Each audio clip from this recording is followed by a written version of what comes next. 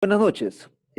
A nombre de la Sociedad Peruana de Medicina del Deporte les doy la bienvenida a este quinto webinar del año. Tiempos nuevos nos permiten, gracias a la tecnología, podemos llegar a ustedes a través de este medio, a través de este webinar.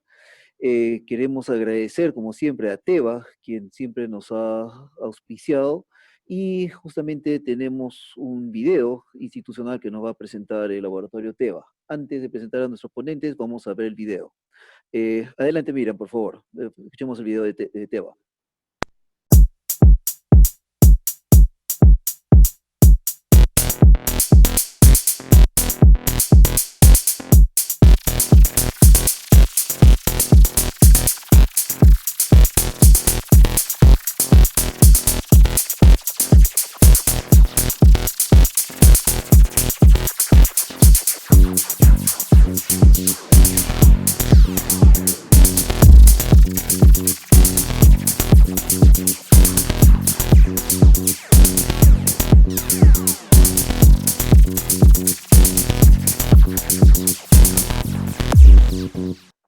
Bien, muchas gracias. Esta noche tenemos dos temas bastante interesantes, lesiones de mano y muñeca en deportes de combate y hombro del lanzador, hombro doloroso en el lanzador.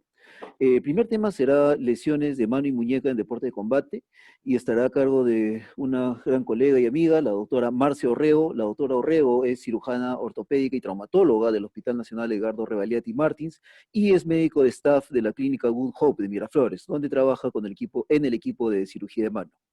La doctora Orrego nos va a hablar sobre lesiones de mano y muñeca en los deportes de combate. Doctora Orrego, adelante. Buenas noches con todos. Doctora Echevarría, muchas gracias por la invitación. Y bueno, como ya mencionó, vamos a hablar sobre el tema de lesiones de mano en deportes de combate. A ver. Listo. ¿Se ve en la pantalla? Perfecto, doctora. Sí. Bueno. Está cargando, ya, listo, ya cargó.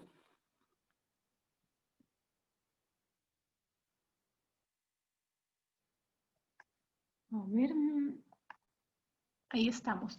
Bueno, lo primero es diferenciar que hay dos tipos de deportes de combate que se van a basar en el mecanismo, ¿no? El mecanismo de ataque. El primero es los deportes tipo striking, en el cual básicamente se trata en dar golpes, golpear ya sea con el puño, eh, con el codo, con la rodilla, etcétera, ¿no? Por mencionar algunos ejemplos, tenemos el boxeo, kickboxing, karate, taekwondo, etcétera.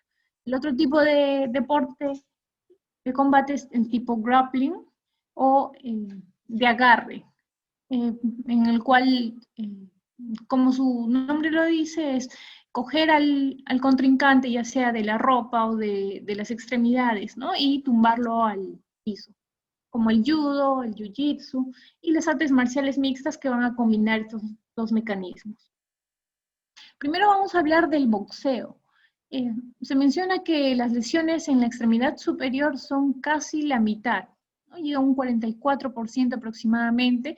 La otra mitad lo constituiría principalmente lo que es las lesiones a nivel de la cabeza. Y de este porcentaje, un 90% son en manos y dedos, o sea, es una gran mayoría, por lo cual vamos a enfocarnos en estos. Y dentro de la lesión en manos, la lesión en pulgar, en la primera columna de la mano, es la principal. Vamos a hablar un poco sobre la prevención. Es importantísimo el vendaje en la mano y en la muñeca en este deporte, y también en los guantes que van a ir de manera más superficial, ¿no? Siempre ha habido a lo largo de estos años ha habido una modificación en el diseño de estos guantes, en el acolchado, tanto en los guantes y además en el vendaje, ¿no? Que va a permitir que una cierta amortiguación de los golpes y también que disipe la fuerza de manera homogénea, ¿no? También es importante tener una buena técnica al momento de golpear, ya que debe haber una línea recta a nivel del tercer rayo, la muñeca y el codo. ¿no? Entonces la fuerza principalmente tiene que ir en el tercer rayo y esta disiparse hacia el segundo rayo, es decir, del dedo medio al dedo índice. Un mal alineamiento de estos va a generar que el impacto vaya hacia el quinto rayo, en la cual vamos a ver una fractura llamada también del boxeador, pero realmente no es característica de estos boxeadores o deportistas de élite, ¿no? Dentro de los objetivos del vendaje es prevenir esta abducción de los metacarpianos. Ya, como se sabe, al momento del impacto, los metacarpianos van a separarse entre sí. Entonces, vamos a disminuir esta separación, esta abducción de estos huesos con este adecuado vendaje, además de proteger la parte articular, ¿no? A nivel de la metacarpia falángica, y proveer un área firme debajo del guante para disminuir del impacto. Y es importante también un adecuado vendaje a nivel del pulgar y separar este. Vamos a ver como la primera patología son los nudillos de boxeador, también llamado en inglés, ¿no? Boxer's knuckle. Se va a dar por un impacto continuo sobre la cabeza de los metacarpianos, durante ya sea el entrenamiento, también en la competición misma. Esto va a producir una lesión a nivel de todo el complejo extensor, ¿no? La vaina extensora, como vamos a ver aquí, las bandas sagitales, y tener en cuenta que la principal banda sagital que se lesiona es la radial, a nivel radial, y el principal dedo es el tercero, ¿no? Como hemos dicho que el impacto tiene que ir principalmente a este rayo, es el que se va a lesionar con mayor frecuencia. Primero va a haber dolor. En el grado 1 vamos a encontrar solo el dolor, no va a haber tanta inestabilidad, ¿no? Sin embargo, en el grado 2 ya va a haber una subluxación y en el 3 ya una luxación franca. Quiere decir, al lesionarse estas bandas sagitales, el tendón va a subluxarse. Si está lesionado la banda sagital radial, se va a ir hacia cubital, como vamos a ver en este siguiente video. Fijémonos en el tercer rayo, ¿no? Vemos acá la superficie del tendón y vemos que se subluxa hacia cubital. Nuevamente, al flexionar el puño, vamos a ver que hay una subluxación. Y bueno, con este deterioro frecuente y también la lesión de la cápsula, vamos a ver que se va a generar una artrosis postraumática, ¿no? Debido a esos microtraumatismos a ese nivel, si es que no es tratada a tiempo ese tipo de lesión. Otro tipo de lesión que se acompaña a el boxeo es la inestabilidad de la articulación carpo-metacarpiana. Al impactar el puño contra el objetivo, vamos a ver que la parte distal del metacarpiano se va a desviar hacia volar. Y como compensación, la parte articular de estos metacarpianos, que articulan con los huesos del carpo, se van a tender a irse hacia dorsal. Eso va a generar también cierta artrosis y osteofitos a ese nivel e inestabilidad, ¿no? Y tener en cuenta que esta lesión también es no solo en profesionales, sino también en personas amateurs. Nuevamente, el dedo índice y medio van a ser los más afectados, ¿no? Como vamos a ver acá, ya hay cierto voz a este nivel metacarpiano, ¿no? Este voladizo que corresponde a osteofitos por esta patología. En cuanto a las lesiones en deportes de combate tipo grappling, vamos a poner los ejemplos en el judo en esta exposición. Van a ser bastante frecuentes las abrasiones en la piel, ¿no? Ya que este deportista tiene la función y el objetivo también es agarrar con mucha fuerza todo la vestimenta del contrincante, ¿no? Con el objetivo de tumbarlo al piso. Entonces, esa fricción aunada al sudor que va a haber a nivel de las manos van a generar esas abrasiones y que se podría complicar en unas infecciones que generalmente van a ser superficiales, ¿no? El tratamiento en ese caso es inmovilización, una adecuada asepsia y antibiótico terapia. Y para prevenir esto, nuevamente es importante el tape a ese nivel, a nivel de las interfalángicas distales. Ahora, el mecanismo de torsión por este tipo de deportes es muy frecuente, ya sea la torsión o tracción. Esto van a llevar a distintos tipos de lesiones según el grado, la fuerza que se ejerce en esos dedos. No vamos a ver los esguinces, que pueden ir de distintos grados, incluso complicarse a una luxación de la articulación dañada, ya sea durante el ataque, durante el intento del deportista a tumbar al contrincante o en la defensa también, a evitar ser tumbado, ¿no? Generalmente es más frecuente en las interfalángicas proximales. El dolor va a ser típico y el edema también por el proceso inflamatorio. El tratamiento es hielo local, reposo e inmovilización, ¿no? Y de todas maneras siempre tenemos que descartar una fractura a ese nivel. En este ejemplo tenemos pues una avulsión de la placa volar. Como dijimos, las interfalángicas proximales son las más frecuentemente lesionadas. Y esto se podría hacer el diagnóstico con una radiografía o incluso también con una ecografía. Cuando la fuerza deformante es mayor,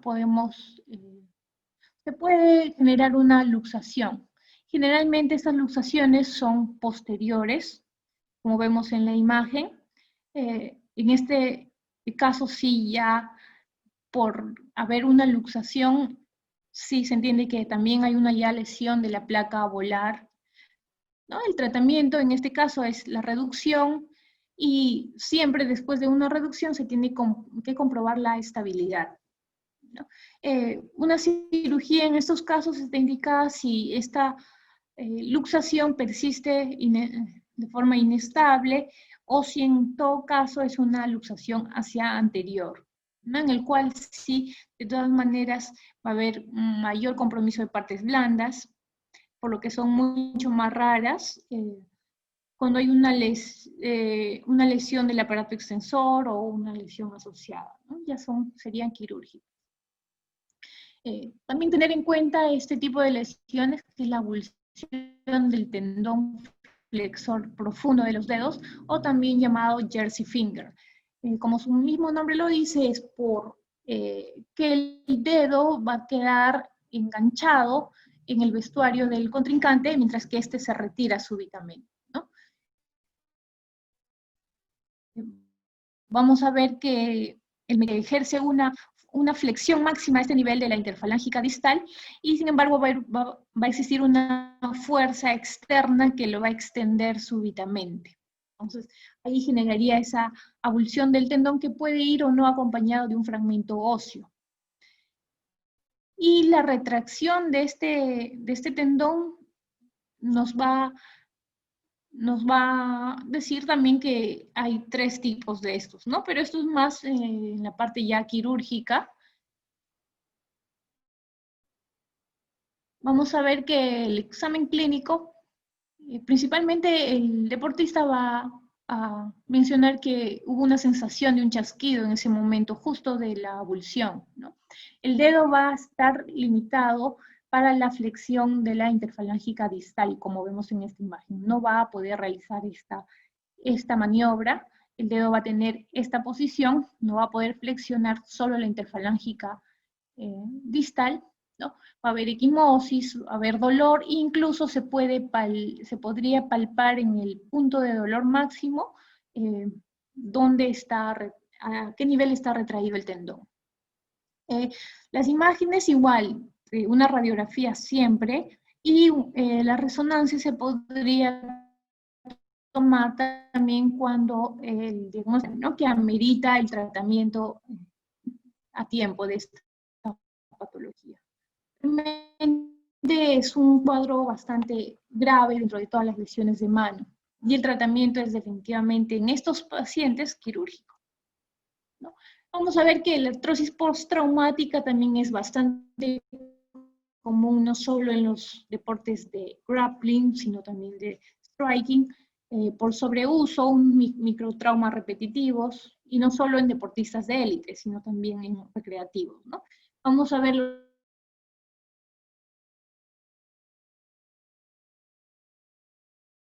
los típicos nódulos de Heberden, que son el aumento de volumen a nivel de la interfalángica distal, ¿no? La prevención, como siempre, el taping y evitar los traumas agudos. Sin embargo, esto es el último camino que siempre todos estos deportistas que han practicado a lo largo de los años, pues lo van a desarrollar, ¿no? Eso es un ejemplo que encontré en las manos de un jugador de jiu-jitsu brasileño, ¿no? Era un jugador máster, en los cuales ya vemos todos los tipos de deformidades, los nódulos de Heberden, las deformidades en dedo de martillo, como vemos aquí.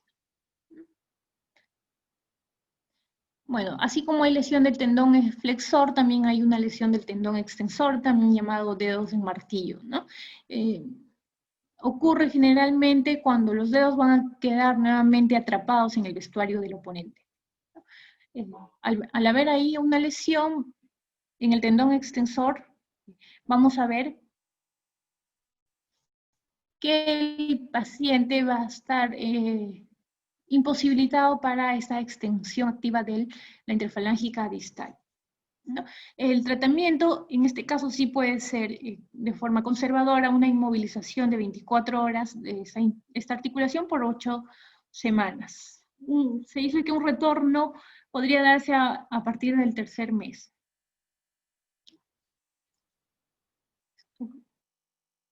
A ver, creo que esto...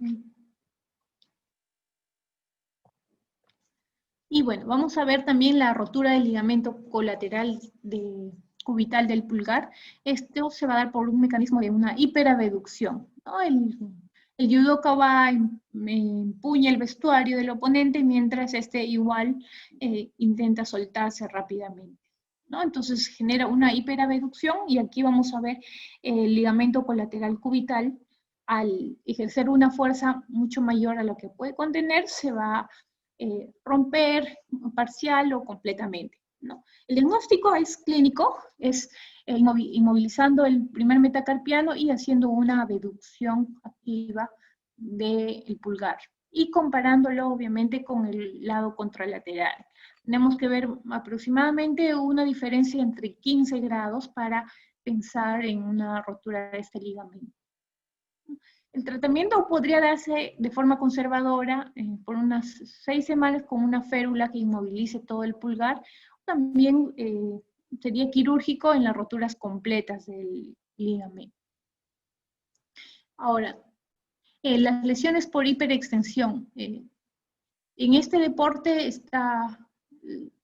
estos deportistas evitan caer con la espalda, ¿no? Entonces, en ese caso, muchas veces ponen la mano para caer y se genera un mecanismo de hiperextensión a ese nivel. Igualmente podemos ver una avulsión de esta placa palmar, de lesión del tendón flexor, las lesiones de los ligamentos colaterales, y en estos casos sí sería también bueno una resonancia, una tomografía, ¿no? En los cuales el diagnóstico no está muy claro. La lesión de la polea A2, ¿no? También llamados el dedo de escalador, porque es la lesión más frecuente en manos en este tipo de deportes, en escaladores. Vamos a ver que esta lesión se va a dar cuando la mano ejerce una fuerza de flexión máxima. Entonces, como vemos acá, el tendón flexor tiene este recorrido, ¿no? Cuando está en flexión. Sin embargo, el vector, la fuerza, es en esta dirección, es oblicua. Entonces, al hacer una fuerza máxima, va a haber otro vector de fuerza que va a llevar el tendón a alejarse de la polea. Entonces, cuando hay una lesión de esta polea A2, que es una de las más importantes, junto con la A4, se va a llamar el dedo en escalador, ¿no? O lesión de polea A2 propiamente dicha, en la cual si es incompleta, se puede tratar de manera conservadora, ¿no? Por unos 2 meses, mencionan incluso hasta 3, con un vendaje tipo anillo a ese nivel, o si fuese completa, sí, también debería ser quirúrgica, ¿no? Ahora, de no ser diagnosticada, sí va a llevar a muchas consecuencias. Vamos a ver en esta imagen una contractura en flexión, pérdida de movimiento y pérdida de fuerza prensil, ya que el tendón va a ser una cuerda de arco, va a disminuir la fuerza de la flexión. El diagnóstico se puede hacer mediante ecografía y también resonancia. Vamos a ver que el tendón no está totalmente pegado al hueso, en este caso a la falange proximal, ¿no? Sino que hay una separación. Y bueno, las fracturas que se van a ver en todos estos tipos de deportes de combate, ya sea por impacto directo o por un efecto torsional. Generalmente se dice que son más frecuentes en niños y principiantes, ¿no? Por una inadecuada técnica. Ahora, tenemos que tener en cuenta que el patrón de fractura va a variar de acuerdo a la fuerza y el vector. Van a haber muchísimos tipos de fracturas y saber que la cirugía va a estar indicada cuando hay una deformidad axial y sobre todo rotacional, ¿no? Como en este caso, en esta fotografía podemos ver que al hacer un puño, los dedos deberían ir todos alineados hacia la tuberosidad del escafoides, sin embargo este dedo no. Entonces esto nos indica clínicamente que hay una deformidad rotacional que no puede ser tolerada, entonces tendría que ser quirúrgico.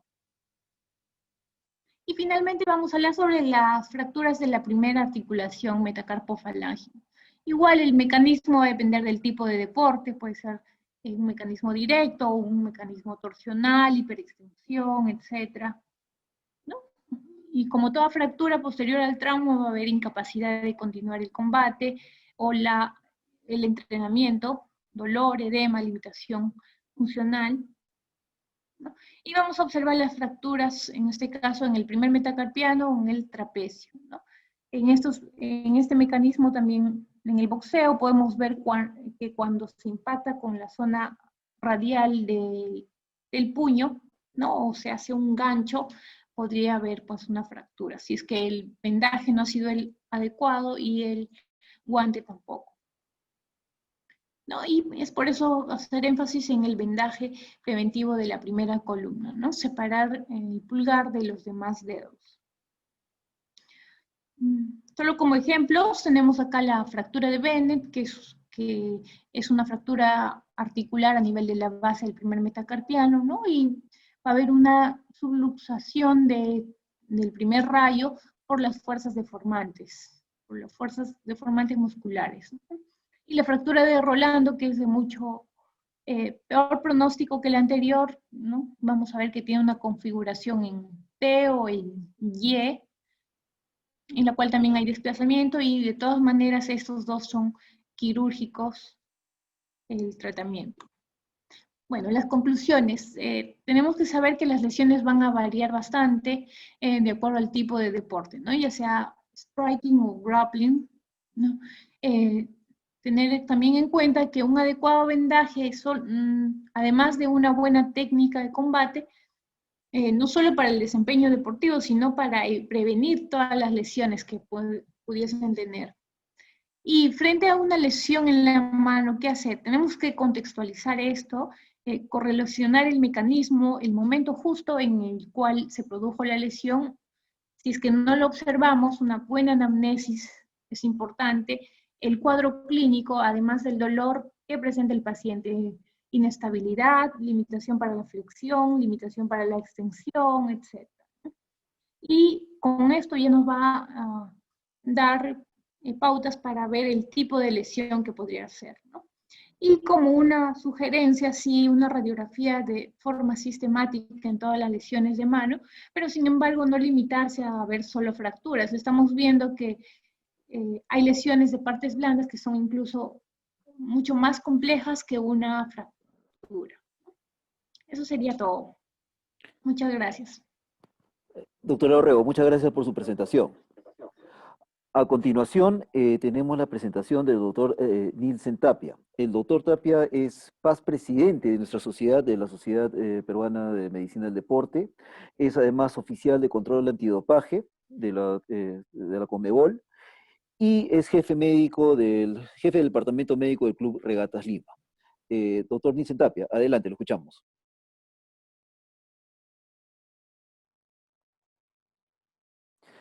Por si acaso, todas las preguntas las pueden hacer por el chat o al final vamos a tener ronda de preguntas. Disculpen la interrupción. Adelante, doctor Tapia.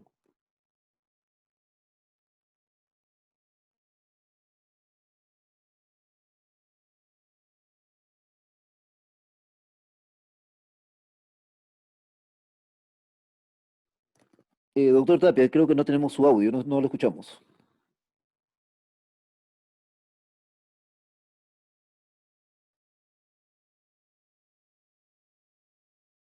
¿Se me escucha? Hola, hola. Sí, ahora sí lo escuchamos, Ok. fuerte y claro. Adelante, doctor. Buenas noches con todos.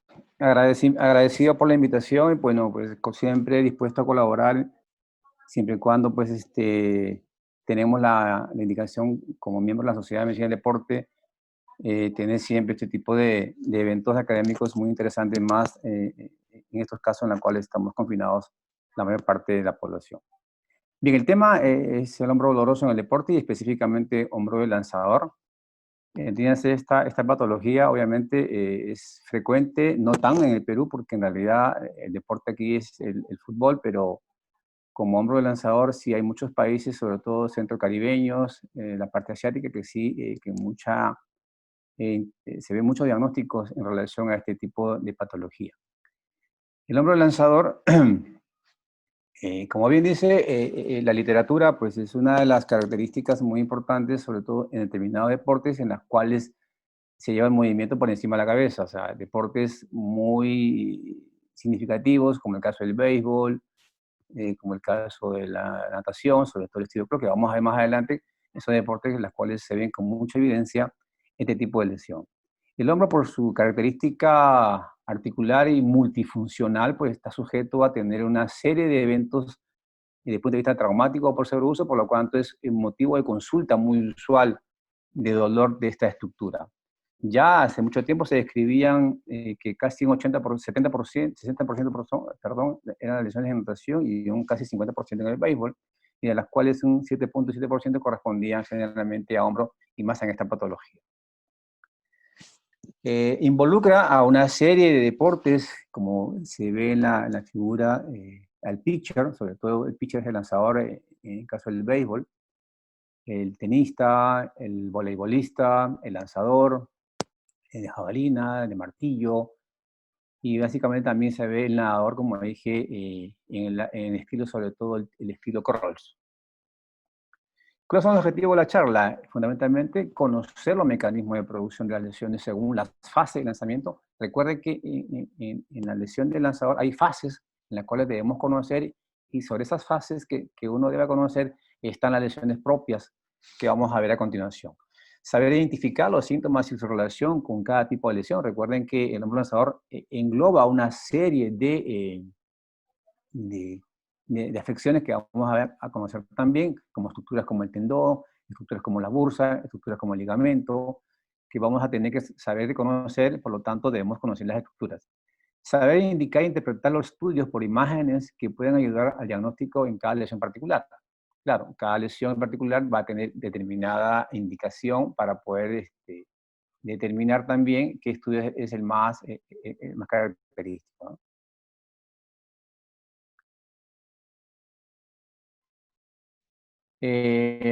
Indicar también si el tratamiento es conservador o es final, definitivo, que la cual puede conllevar. Pero la inmensa mayoría de las lesiones por hombro generalmente son por sobreuso y gran parte de ellas no son quirúrgicas, pero sí algunas obviamente van a requerir este tipo de intervención. Hombro lanzador. ¿Cómo se conoce o qué se define como hombro lanzador? Es un síndrome que engloba una serie de síntomas y signos, obviamente, que agrupa una serie de lesiones específicas en la estructura anatómica del hombro y que producen como consecuencias de los movimientos repetitivos que se realizan durante el lanzamiento. Si usted ve en la imagen, la característica típica del lanzador desde el punto de vista fisiológico, desde el punto de vista biomecánico, desde el punto de vista rotacional, eso es lo que va a conllevar, obviamente, y la fuerza que se ejerce sobre la misma a un tipo de lesión característica de esta patología, de este deporte. Conjunto de limitaciones también que impide una adecuada función para realizar gestos de lanzamiento. Hay cursa con dolor, con debilidad, fatiga muscular, hay rigidez, incapacidad para seguir el lanzamiento respectivos. Y factores pueden ser, como dije, anatómicos, fisiológicos y o biomecánicos. Para saber un poquito más de qué estamos hablando en relación al hombro lanzador, tenemos que hacer un poquito, obviamente, de anatomía. Recuerden que la articulación está compuesta por el húmero, la parte glenoidea de la escápula, y la articulación acromioclavicular, en las cuales aquí son importantes conocer estos puntos referenciales, porque ahí básicamente vamos a encontrar gran parte del diagnóstico, conociendo las estructuras en las cuales se pueden afectar. Obviamente, aquí en círculo ustedes ven el centro, o digamos el fundamental, donde va a estar centrada generalmente las lesiones en las cuales vamos a poder hablar.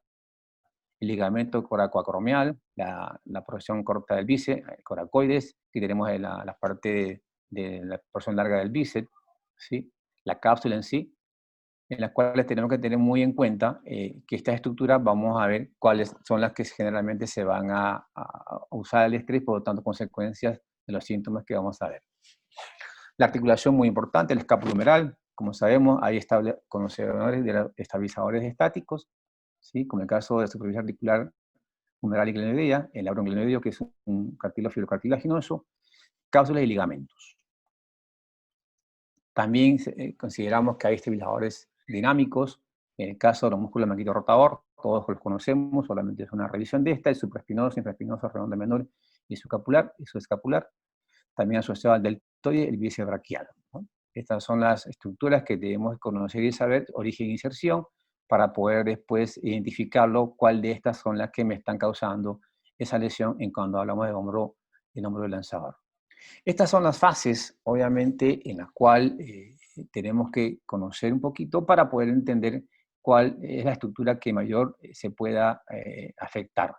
Está la fase de preparación o comienzo, la fase de elevación inicial, la fase de enderezamiento, la aceleración con rotación externa máxima y la parte final que sería la inercia, acompañamiento del lanzamiento. Vamos a verlo mejor en esta fase, ¿no? Mecanismo de lesión según las fases de lanzamiento en el hombro lanzador.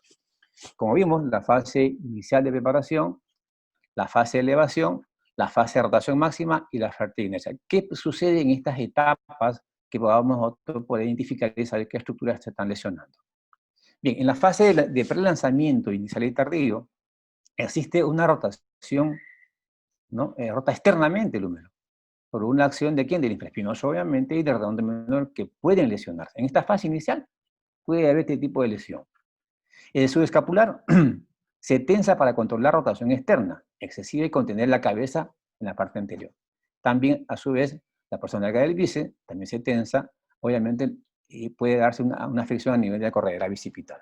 Esta es la fase en la cual tenemos lesiones a nivel del infraespinoso, subescapular y la posible lesión de la larga del bíceps, ¿no? En la fase de lanzamiento también inicial y tardío, por la rotación externa máxima, pues se produce un choque, ¿no? A este nivel, ¿no? En la cual hay un compromiso del reborde superior, también del glenoides. La cápsula se distiende en su parte anterior, ¿no? La fase de aceleración, ¿no? El húmero obviamente realiza una rotación muy rápida, en milisegundos prácticamente, en la cual los músculos escapulares se contraen fuertemente en esta fase para formar una base estable para que el húmero rote internamente. Caso contrario, pues sería una lesión mucho más grave en este caso. Entonces, en este caso, tanto el subescapular como el dorsal ancho son los que más actividad tienen en esta rotación interna. Fíjense, la rotación externa maximal con valgo, ¿sí? Y en esta fase ya de inercia o de aceleración, esta energía cinética se va a tener que disipar con la aceleración obviamente controlada por la extremidad. En esta fase, el músculo redondo menor actúa como un freno, fíjense, como un freno, y su lesión es muy frecuente en esta fase. También el tríceps ejerce una tracción en el borde inferior del glenoide y se forma en el tiempo un osteofito doloroso que al final y al cabo también va a ser la causal de este dolor. el bíceps se tensa y puede también lesionarse. Mírense, si conocemos las fases, podemos obviamente tener algún acercamiento de qué lesiones o estructuras pueden estar comprometidas en esta fase. ¿Cuáles son las lesiones que obviamente se puedan producir en el hombro lanzador? Bueno, una inestabilidad glenohumeral, puede haber un pinzamiento subacromial y lesiones del manguito rotador, que ya decimos cuáles son, puede haber lesiones en la porción larga del bíceps, puede haber un pinzamiento interno, puede haber lesiones de SLAP, fractura de troquídeo glenoide, etcétera, de acuerdo a la intensidad y de acuerdo al mecanismo de lanzamiento se puedan dar este tipo de lesiones. Hay una clasificación en el cuadro de Joy Was de que habla, ¿no?, sobre todo el dolor en pinzamiento subacromial. 1, 2, 3, 4, 5, en dolor en pinzamiento subacromial en inestabilidad glenohumeral, dolor por pinzamiento subacromial e hiperelasticidad generalizada, dolor por inestabilidad, sin pinzamiento subacromial, y dolor con pinzamiento interno, es el choque entre troquídeo y el tubérculo glenoide, durante la fase sobre todo de abducción con extensión del hombro. Veamos un poquito rápidamente de la inestabilidad humeral. Importante conocer que existe laxitud, pudiera existir laxitud, sí, en la parte normal, pero generalmente es asintomática, pero cuando es inestable, sí es obviamente sintomática. Según la etiología, puede ser macrotraumática, ¿no?, secundaria a una luxación aguda del hombro, puede ser microtraumática, ¿no?, secundaria a microtraumatismo repetitivo que se producen por el gesto deportivo del deporte, y puede estar en una dirección anterior o posterior o ser multidireccional, ¿no? Deportes con mayor incidencia de esta lesión, sobre todo macrotraumáticas, está el judo, la lucha, el ciclismo y otros deportes que puedan ser de contacto. Y luego las microtraumáticas son los deportes que ya hemos hablado de lanzamiento, como el pitcher, jabalina, la bala, el tenis de campo, el squash, el voleibol, natación, y otros que comprometan sobre todo el movimiento de brazo por encima del hombro o mayor de 90 grados. En la evaluación de la inestabilidad glenohumeral o escapulohumeral, obviamente hay test en los cuales uno debería conocer y aplicar para llegar a un diagnóstico. Está el test de aprehensión anterior, ¿no?, en la cual hay una sensación de que el paciente se le puede luxar el hombro, por lo tanto hay esa sensación de que el paciente dice, oye, cuidado que se me sale el hombro, pues este tipo de presión puede dar esa sensación. Está el test de cajón anterior y posterior, que es una movilización. Está el test de aprehensión posterior también, en la cual es positivo si se produce sensación en un paciente que se le luxa el hombro hacia atrás, ¿no? Está también la luxación del surco, en la cual es una presión a nivel del brazo jalando hacia abajo y se ve la línea del surco, ¿no? Hay estudios por imágenes de la inestabilidad humeral, obviamente una radiografía simple en rotación interna y externa, como ayuda diagnóstica. La radiografía por Stryker pues, es muy específica, sobre todo para ver lesiones de Hill-Sachs. También la vista radiográfica de West Point es una de las que nos puede ayudar para ver lesiones sobre todo de reborde glenoideo anterior, y ayudas radiográficas como la tomografía de resonancia magnética también nos van a dar la posibilidad diagnóstica de este tipo de inestabilidad. Tratamiento, bueno, es algo muy general porque no es el tema de hoy. Generalmente debe ser conservador en este tipo de patologías, donde hay que hacer un trabajo kinesiológico de fortalecedor de toda la musculatura, rotadores, flexores, ¿sí? Y quirúrgico, obviamente, cuando ha habido una falla inicial de tratamiento por un promedio de 3 meses, obviamente va a estar encajada ya por el ortopedista de hombros, fundamentalmente, en la cual se encargará de hacer los tipos de reparaciones que correspondan según la necesidad del paciente y la lesión a tratar. Tenemos también las tendinosis o ruptura de la porción larga del bíceps, en parte, ¿no? Recuerden bien por la anatomía que se origina esta porción a nivel de supraglenoideo de la escápula, perdón, tiene una longitud de 9 centímetros, tiene una porción intra y otra extraarticular, cuyas longitudes varían según la posición del hombro. Está cubierta por una capa sinovial, sobre todo la parte extraarticular, y por lo tanto corre y viaja una correa bicipital, que es un canal osteofibroso, ¿ya?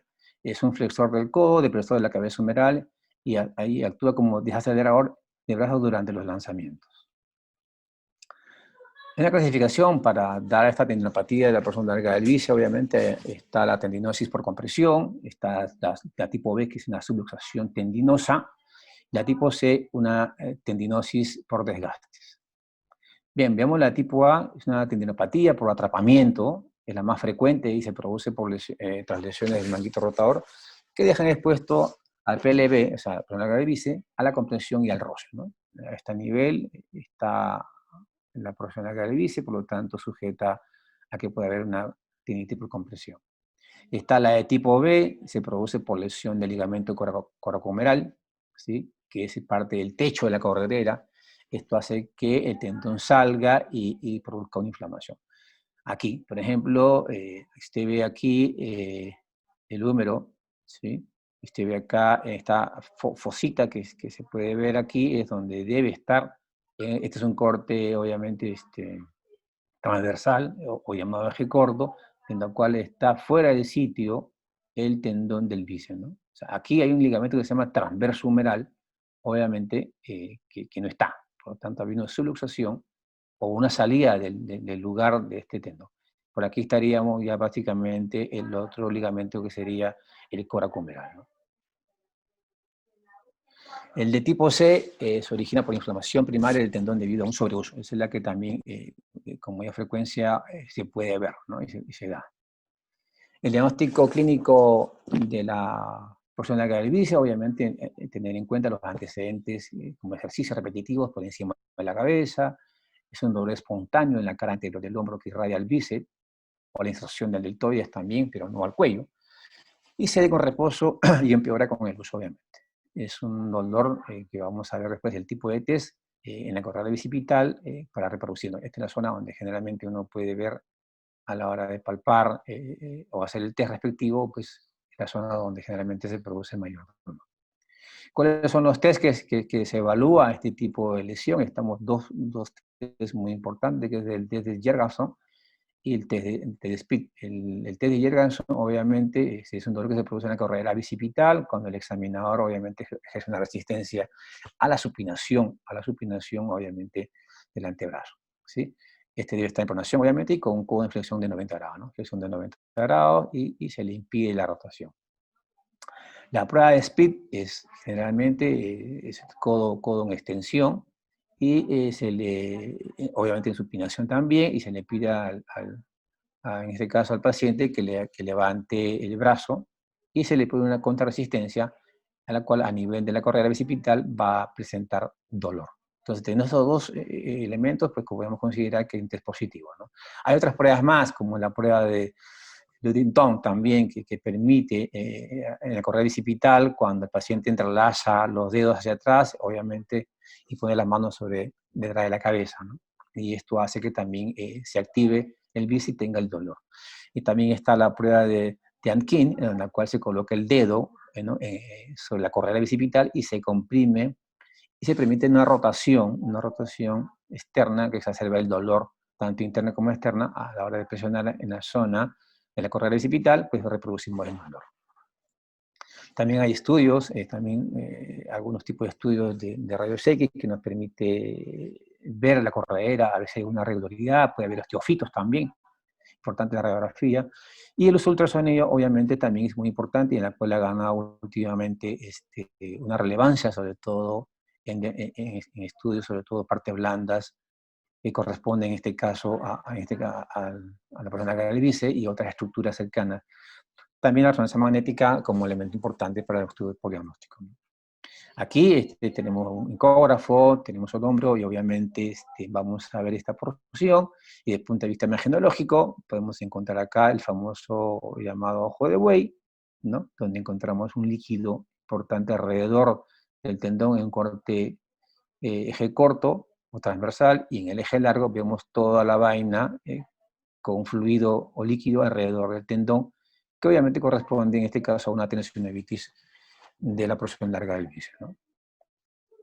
Aquí, por ejemplo, también tenemos el coracoide, el ligamento coracomeral, pero vean esta imagen anecoica donde hay un fluido importante que también se observa en el eje corto y en el eje largo del bíceps.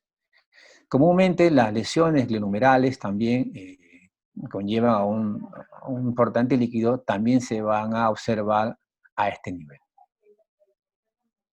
Tendinopatía de supraespinoso es otra de las patologías también muy frecuente que solemos ver en esta lesión de hombro.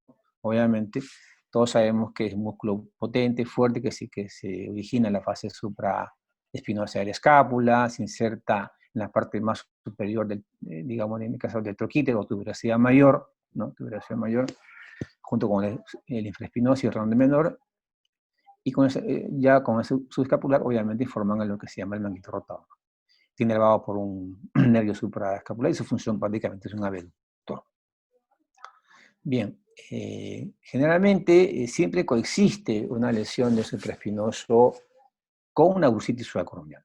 Y en muchos casos yo diría que una tendinopatía de supraespinoso va de la mano también con el primo hermano, que es la lesión de la persona que calvicie. Generalmente siempre busquen, cuando sospechen una tendinopatía de supraespinoso, también busquen la lesión bursal y muy probablemente, y casi seguro, una lesión de la porción larga del bíceps, ¿no? Siempre van casi de la mano, ¿no?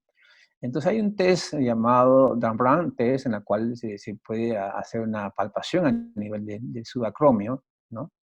En la cual obviamente desaparece con una abducción mayor de 90 grados, que es muy típico de la bursitis, ¿no? Recuerden que entre 60 y 90 grados puede haber un dolor y por encima de ella generalmente desaparece, eso es muy típico de la bursitis. El test de Job es ya un tipo de test más específico para el tendón supraespinoso, en la cual se tiene que llevar el brazo a 90 grados de abducción y 30 grados de flexión, con rotación interna, donde el dedo del pulgar va hacia abajo, y donde se le pone una resistencia, obviamente, el examinador le pone resistencia, por lo tanto, va a tener dolor o va a reproducir el dolor, y si por casualidad el brazo tuviera mucha debilidad, pudiéramos sospechar de una ruptura casi total del supraespinoso. Aquí vemos en esta imagen representativa, ¿no? La bursa, el ligamento coracohumeral, ¿no? Y aquí, pues, el tendón con algunas imágenes, obviamente, de solución de continuidad, ¿sí? Aquí también. Los estudios por ecografía, obviamente, son importantes porque nos va a permitir observar, sin desmerecer, obviamente, la importancia de resonancia magnética. Actualmente las ecografías están tomando un papel muy importante en el diagnóstico de parte blanda del hombro, ¿no? Aquí en esta imagen de resonancia magnética podemos observar la solución de continuidad. Casi siempre va a ser en la zona poco avascular, en la zona de inserción del troquíter, ¿no? Y aquí podemos ver la imagen prácticamente representativa. El síndrome de pensamiento subacromial. Este es, como decir, la madre del cordero en la cual van a estar todas las estructuras dentro de este compartimiento, de las cuales vamos a ver estructuras que se pueden ver afectadas, ¿no? Es un espacio comprendido entre la parte superior de la cápsula, ¿no? Por debajo se encuentran también elementos como el supraespinoso, la porción larga del bíceps y la bursa subacromial. Generalmente hay un espacio que desde el punto de vista radiográfico podemos encontrar entre 7 y 14 milímetros. Este espacio a veces se puede haber reducido por muchas causas, se puede reducir el espacio, entre comillas, por los elementos que se encuentran dentro de ella, ¿no? Y que vamos a ver a continuación. La etiología para este tipo de síndromes subacromial puede ser por una tendinopatía, ya hablamos de supraespinoso y la porción larga del bíceps, por un engrosamiento del ligamento coracohumeral. Importante este ligamento coracohumeral porque cuando hacemos ecografía a veces encontramos un engrosamiento, a veces encontramos esguinces también. La inestabilidad del hombro, muy importante, que es el lóbulo numeral para poder determinar una posible causa de lesión a nivel subacromial. La hipertrofia del músculo supraespinoso, es importante conocer, porque recuerden que a medida que el músculo crece ocupa mayor espacio, también con presión. Algunos callos óseos por fracturas a nivel de troquíter y del acromio, ¿no? Hay acromio también desde el punto de vista de su morfología, puede ser curvo o ganchoso, y algunos osteofitos, obviamente, inferiores, sobre todo en la articulación acromioclavicular. No olvidar esta articulación que también está comprometida a la hora de poder hacer con esta etiología del síndrome subacromial. Hay un arco doloroso, como dijimos hace un momento, consiste en una abducción activa de brazo, ¿no? Si existen compromisos subacromiales, el dolor aparece alrededor de entre 60 y 90 grados y obviamente la abducción y desaparece a los 120 grados. Si en ese rango de dolor, existe el dolor, prácticamente estamos haciendo un pensamiento a ese nivel y podemos decir que sí, el test es positivo. Existe el test de NIR, que ya archamente conocido, ¿no? Consiste en una elevación pasiva del brazo en abducción, flexión y rotación interna, mientras el explorador también mantiene una estabilidad de la escápula. Hace un movimiento pasivo, y el dolor aparece obviamente cuando existe conflicto, en este caso un anterior superior, en el espacio subacromial. Tenemos el test de Hadwin también, con saber ese test para qué sirve. El explorador se coloca con el brazo en flexión de 90 grados, codo en flexión también de 90 grados, en este caso, que se va a ser evaluado, y con una rotación interna, ¿no? Donde obviamente se nota, en la cual si esta es positiva, obviamente pues estamos viendo de que ese test es muy específico también para este tipo de lesión a nivel del espacio subacromial, ¿no? Aquí habríamos que si el descenso pasivo del antebrazo provoca dolor cuando existe conflicto anterior superior o anterior interno, o sea, es específico para estos dos. También está la maniobra de Yokun, este tipo de test, obviamente es una maniobra que se coloca la mano del lado explorado sobre el hombro contralateral, en este caso, si vamos a accionar el hombro derecho, pues ponemos la mano en el hombro izquierdo, se hace una elevación activa y se hace una contrarresistencia para evitar elevar el hombro, ¿no? Provoca dolor cuando existe un conflicto anterointerno. Maneras de evaluación también del tendón infraespinoso que no debemos dejar de lado también porque puede verse afectado. Tenemos la maniobra de Paté, ¿no? Que consiste en un test que permite evaluar la fuerza de una rotación externa, ¿sí? Para 90 grados, con codo de flexión de 90 grados, y hacer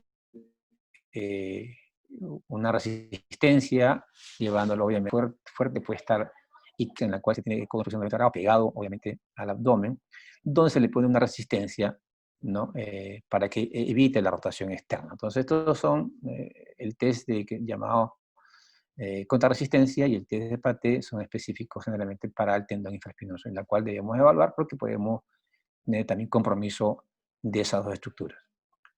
También está exploración del escapular, importante el signo de Napoleón, en el cual se trata de hacer un contacto con el abdomen, ¿no? Se llama test de Napoleón porque es típico, si usted ve a Napoleón que a veces tiene este tipo de postura, pues lleva su nombre, ¿no? La mano va pegada al abdomen mientras se coloca el codo en posición anterior en plano de la escápula. Obviamente una diferencia entre el hombro sano y el lesionado durante esta prueba pues puede indicar debilidad o ruptura del subescapular.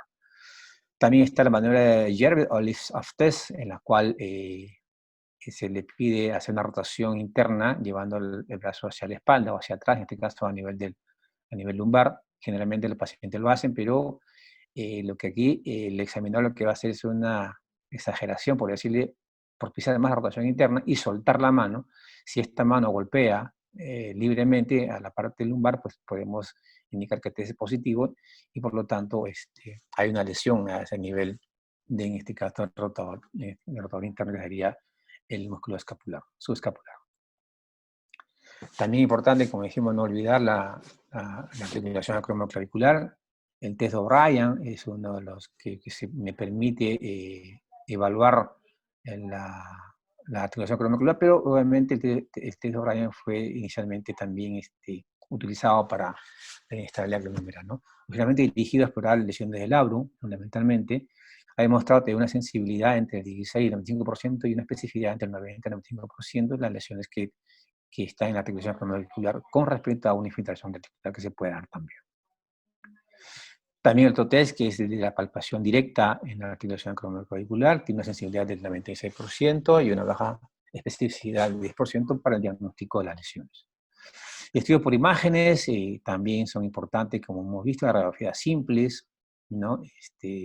Podemos encontrar generalmente el signo de la ceja, ¿sí? Donde puede verse una esclerosis a nivel del acromio, ¿sí? Puede haber presencia de geodas, presencia de quistes cercanos, obviamente, que se puedan presentar y saber identificar. Una vista tangencial también para ver el espacio, se puede observar el acromio, que puede ser plano, puede ser curvo o puede ser ganchoso, en la cual ¿no? Podemos nosotros entender de que pudiera ser la causa de este pensamiento subacromial. El ultrasonido, ya dijimos cuál era el valor del ultrasonido para ver algunas, sobre todo, elementos extraarticulares, y la resonancia magnética, obviamente, que nos permite también ver estructuras más profundas. Y la lesión del pensamiento interno, que es un dolor referido en la cara posterior del hombro fundamentalmente, y esto hoy dado por incremento en la abducción y rotación externa máxima, como dijimos a la hora de hacer el lanzador, en la rotación que permite, antes de la inercia, llevar una rotación máxima, por lo tanto puede haber una lesión en este nivel. Por ecografía se pudiera ver también parte, pero no es la aconsejable, ¿no? Y por último, la lesión SLAP, que es otra de las lesiones que también hay que tener en cuenta y presente de que se pueda dar, obviamente, porque existe una contracción excéntrica muchas veces a la hora de llevarla de hacer un gesto deportivo, ¿sí? El complejo tendinoso labrum bíceps puede resultar desprendido de la porción superior de la cavidad glenoidea, la cual causaría una lesión superior del labrum en dirección anterior-posterior. Entonces, ese tipo de lesión también es bueno tenerlo presente porque pueda darse o se puede dar en este tipo de dolor de hombro, ¿no? Esta es una clasificación de las lesiones según Snyder. Creo que los traumatólogos la conocen bastante bien, solamente para referirla. El tipo 1, donde hay proceso inflamatorio, no hay desprendimiento todavía. El tipo 2, donde ya se puede un deflecamiento así ligera, digamos, desplazamiento.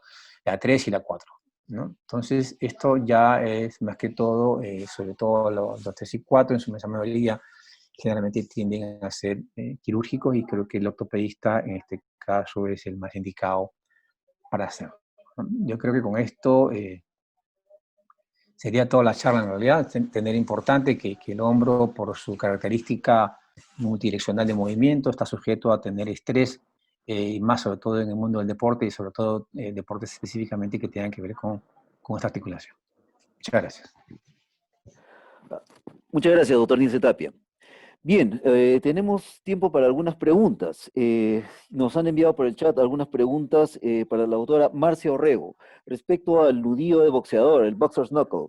¿En qué casos considera que requiere tratamiento quirúrgico? Y iríamos un poco más allá. ¿En qué momento? Porque algunas veces estas lesiones se ven durante la competencia. Entonces, ¿cuál es, si es que se opera, cuándo se opera, en qué caso se opera, perdón, y cuál sería el mejor momento?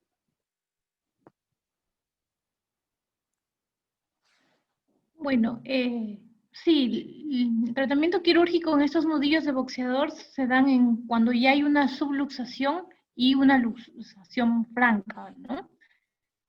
Y esos dos, de todas maneras, hablando de un tratamiento quirúrgico.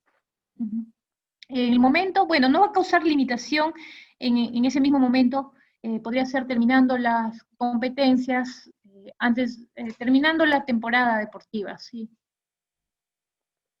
Ok, perfecto. Muchas gracias. Doctor Nielsen Tapia, básicamente los cambios, lo que nos habló ahora sobre hombro de lanzador, básicamente vemos que es una serie de cambios adaptativos que se producen por la mayor rotación externa del hombro debido a la naturaleza de su actividad, el gesto deportivo. ¿Qué tan importante es evaluar los rangos articulares a los atletas que participan en general?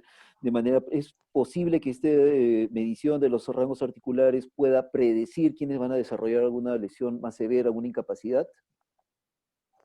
Obviamente dentro del plan de evaluación, sobre todo el médico que está a cargo de los deportes, como hemos mencionado, del lanzador, del judo, del tenista, obviamente tiene que ser una evaluación clínica muy importante en los rangos articulares. Recordemos que puede haber asimetrías, que pueden haber acortamientos, que pueden haber una serie de elementos que pueden agravar, obviamente, a la hora de llevar a cabo este tipo de gestos deportivos propios de ese deporte. Si podemos encontrar una disquinesia subescapular, por ejemplo, la cual obviamente tendríamos que primero tratar de estabilizar para poder después darle un estrés a esa articulación. Podemos encontrar, en casos de rangos articulares, la cuerda no completa, según el rango de inflexión, por ejemplo, 180 grados, puede tener una retracción, no llega a una rotación interna o rotación externa o una abducción, Por lo tanto, yo considero que el rango articular es una evaluación muy importante a la hora de someter, en este caso, al hombro a carga física de entrenamiento. Más todavía cuando se trata de llevar los brazos por encima del hombro, ¿no? O sea, yo considero que debe ser una evaluación importante y considero también que pudiéramos prevenir inclusive lesiones graves si los rangos articulares no son lo más adecuados. Muchas gracias, doctor. Doctora Orrego, nos preguntan desde Japón, el doctor Villarán, nos pregunta, en algunas artes marciales implica, durante el entrenamiento, implica el impactar los nudillos directamente contra una superficie dura, a veces contra semillas, a veces contra tornillos, a veces contra piedras, con la finalidad, no sé si creencia, de producir una reacción y endurecer, entre comillas, endurecer los nudillos. ¿Funciona esto? ¿Tiene algún asidero? Bueno, primero que para que un deportista mejore su desarrollo físico y deportivo, sí se tiene, el entrenamiento se basa en microtraumatismos, ¿no? En microtraumatismos que posteriormente van a dar lugar a una reparación y el nivel basal nuevo va a ser superior al inicial, ¿no? En eso se basa, es el principio del entrenamiento, el acondicionamiento físico. Entonces, si es ese caso en el cual lo menciona, sí estaría aceptado, pues. Y además veo que dice que hay otros deportes en los cuales sí los golpes se dan en el cuarto y quinto rayo. Bueno, yo no conozco mucho sobre toda la gama de deportes de combate, pero sí, de todas maneras, todos los deportes tienen ciertas normas técnicas para ejercitarlos. Y estos van, con una buena técnica, sí, de todas maneras va a prevenir ciertas lesiones, ¿no? Ahora, el impacto en el cuarto y quinto rayo también tiene que ver con el alineamiento de la muñeca, el alineamiento del codo, son otros factores. Y también al momento del golpe se tiene que hacer un puño completamente cerrado, ¿no? Si no se hace ese puño completo, también podría darnos una lesión. Interesante. Después nos preguntan también importancia, el vendaje o el taping. El vendaje, entiéndase como la cinta, una venda que va sobre la piel, y el taping que va adherido, que ya es un vendaje adhesivo. ¿Cuál es más recomendable, dependiendo del deporte, para prevenir lesiones? El vendaje va a ser, generalmente se recomienda para los deportes de tipo striking, ¿no? El taping generalmente es para los deportes en los cuales la mano está expuesta. No hay ningún uso de guantes, por ejemplo, en los deportes de grappling. Interesante. Después tenemos otra pregunta. Nos preguntan, muchos atletas, una vez que han sufrido fracturas, algunas veces los cirujanos ortopédicos empleamos placas, tornillos, etc. ¿En qué casos es recomendable, se recomienda al paciente que mantenga el material de osteosíntesis? ¿En qué casos es recomendable retirar el material de osteosíntesis? Digamos, ya una vez que la fractura ha consolidado, el paciente está regresando a su labor, a su entrenamiento normal. El atleta pregunta, doctora, ¿debo retirarme el material de osteosíntesis? ¿Debo retirarme esta placa? Bueno, en un atleta con el cual practica con las manos, sí, de todas maneras va a ser necesario el retiro de implante, ¿no? ¿Cuándo va a ser? De acuerdo a la localización de la fractura, vamos a ver que en las falanges se considera una consolidación en 3-4 semanas, en los metacarpianos mucho más tiempo, y sin embargo, después de esta consolidación, que el atleta haya recuperado el rango funcional completo, y se podría ahí recién pensar en un retiro de material. Pero sí, de todas maneras, en esos atletas que practican con las manos, como hemos visto, el impacto cae sobre ellos mismos, sobre la superficie de las manos, y es de todas maneras necesario el retiro del material. Muchas gracias, doctor Orrego. Doctor Nissen Tapia, hay una pregunta para usted. El caso de los atletas muchas veces tienen un hombro doloroso, pero están enfrentados, se les viene una competencia importante. ¿En qué casos recomendaría una infiltración? ¿En qué casos diría definitivamente no se le puede infiltrar? A ver, Es cierto que para la competencia a veces pueden haber lesiones antes y muchas veces con tal de competir el cuerpo técnico, hasta incluso el médico puede hacer uso de ciertos medicamentos en los cuales le alivia el dolor. Lastimosamente se ha visto o ha habido un gran abuso de los medicamentos, sobre todo de infiltraciones. Es un dopaje en el deporte como tal y no deberían hacerlo. Si hablamos de infiltración, cuando uno dice infiltración generalmente siempre se refieren a un corticoide, la cual considero que no es oportuno, a no ser que sea interarticular con los cuidados respectivos, porque recuerden que el corticoide es dopaje en el mundo del deporte, por lo tanto no estaría indicado si fuese ese el caso. Pero si es intraarticular, pudiéramos tener la posibilidad. En el caso de una bursitis, igual, si le pongo corticoide igualito, va a salir positivo si es que hace un montón de dopaje. Por lo tanto, las infiltraciones deberían tenerse los cuidados respectivos. Hay medicamentos, sí, que no son dopaje que se pudieran utilizar, pero específicamente cuando hablamos de infiltración, la mayoría son corticoides y eso está contraindicado para el mundo deportivo por el dopaje. Perfecto, muchas gracias, doctor Tapia. Doctor Orrego, la última pregunta para usted. Nos preguntan si bien es cierto que la fractura del boxeador no es tan frecuente en los boxeadores profesionales, cuando ocurre una fractura de boxeador, una fractura de cuello del quinto metacarpiano, ¿hasta cuánto tolera usted de angulación antes de recomendar tratamiento quirúrgico? Bueno, dentro de todos los, hablando del segundo al quinto metacarpiano, el quinto metacarpiano es el que tiene mayor movilidad a nivel de la articulación carpo-metacarpiana. Eso quiere decir que la angulación a nivel del cuello, que se daría por una fractura, puede ser compensada por esta movilidad articular. Entonces, incluso podríamos pensar hasta unos 30, 50 grados de desviación que va hacia la parte volar, ¿no? Para dar un tratamiento conservador en personas en general, ¿no? No solo en atletas. Bueno, perfecto.